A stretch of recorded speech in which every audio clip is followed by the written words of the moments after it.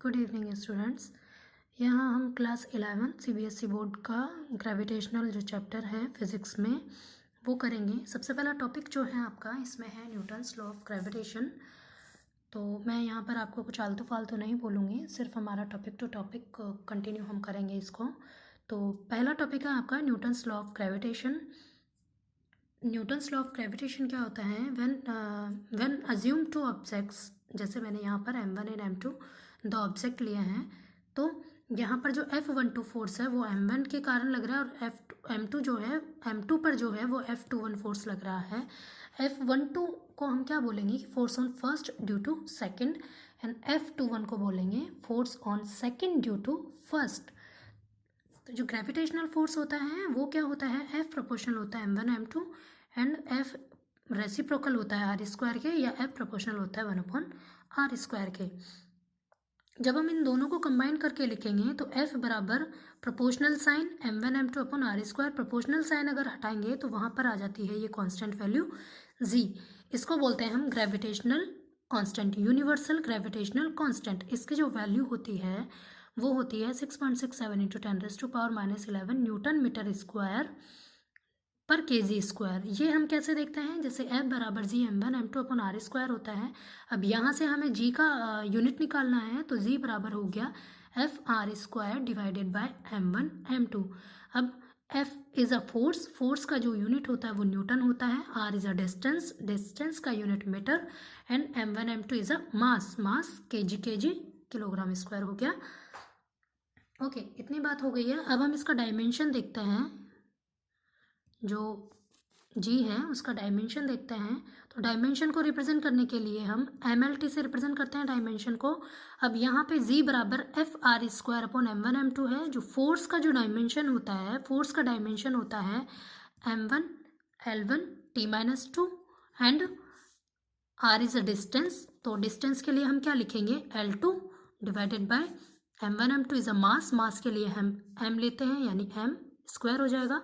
Then M1 और ये है आपका M2, ये ऊपर जाएगा तो 1 - 2 यानी माइनस का 1 यानी M - 1। अब L को देखिए, L1 ये है और L2 ये है, ऐड करेंगे तो L3, और T देखिए T-2।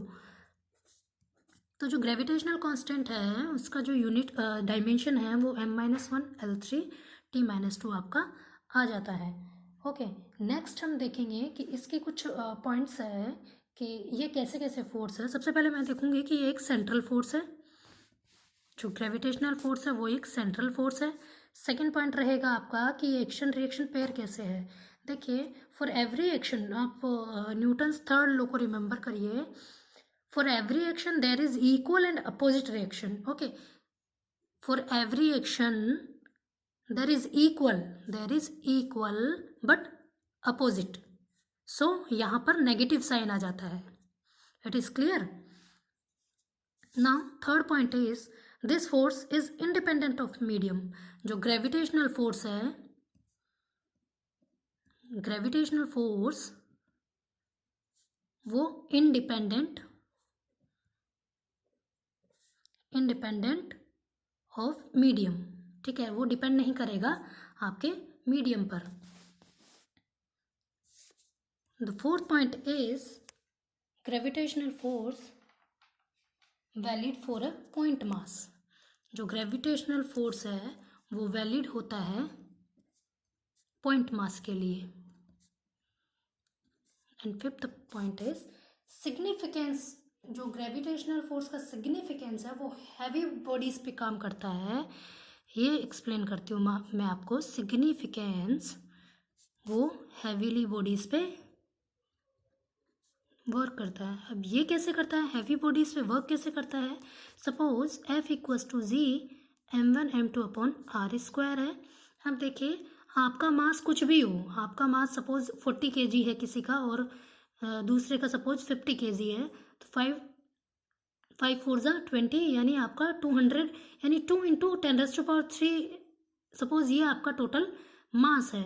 इतना अगर मास है, और जब G की वैल्यू हम यहाँ पर पुट करते हैं 6.6 × 10⁻11, 11 में से 3 लेस करेंगे तो 10⁸ तो आएगा, -8 आएगा। मतलब जो F की वैल्यू होगी एफ की वैल्यू जो होगी वो हमारी फिर भी 0.0000 करके कुछ आएगी, तो वो एक तरह से नेग्लिजिबल रहेगा, जो फोर्स है वो नेग्लिजिबल रहेगा। सो इसीलिए हम इसके सिग्निफिकेंस में बोलते हैं कि ये स्मॉल बॉडीज़ पे वर्क नहीं करता है, हैवीली बॉडीज़ पे वर्क करता है। इसका सिग्निफिकेंस हैवी बॉडी के लिए होता है। अब देखिए यहाँ पर एक क्वेश्चन लेते हैं हम।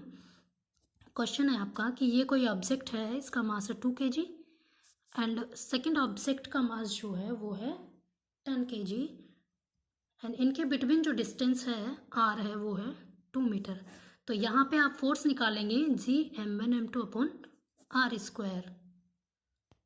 यहाँ पर हम g की वैल्यू पुट करेंगे एंड m1 आपको गिवन है 2 kg एंड m2 आपको गिवन है 10 kg एंड r आपको गिवन है 2 मीटर। वैल्यू पुट करिएगा और आंसर इसका कमेंट करके बताइएगा।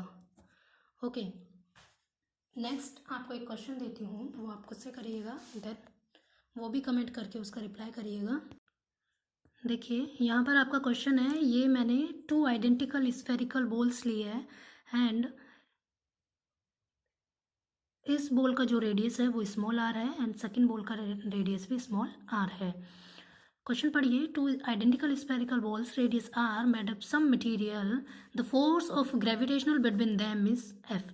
ओके, क्या करना है आपको, यहाँ पे फोर्स निकालना है दोनों के बिटवीन का। तो सबसे पहले मैं आपको ऑप्शन दे देती हूँ। Option A is F proportional आएगा 1/r स्क्वायर के। Option B is F proportional आएगा 1/r⁴ के। सेकेंड है F is proportional r square and D आपका ऑप्शन है F प्रोपोर्शनल इज r⁴। ओके,